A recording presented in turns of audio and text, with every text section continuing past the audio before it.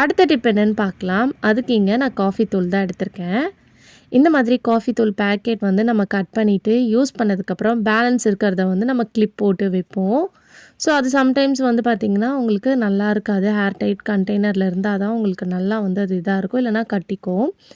அதுக்கு இந்த டிப் வந்து ட்ரை பண்ணி பாருங்கள். நம்ம அடுப்பில் பாலோ டீயோ ஏதாவது சூடாக நம்ம செஞ்சுருப்போம் இல்லையா, அந்த பாத்திரத்தில் நம்ம கட் பண்ண அந்த காஃபி பவுடர் பேக்கெட்டை இந்த மாதிரி ஒட்டி விட்டிங்கன்னா போதும்.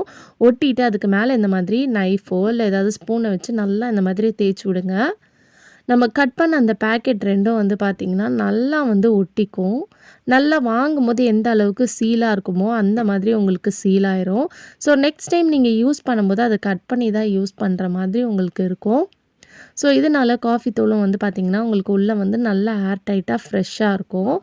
ஸோ கண்டிப்பாக இந்த டிப் ரொம்ப யூஸ்ஃபுல்லாக இருக்கும். ட்ரை பண்ணி பாருங்கள்.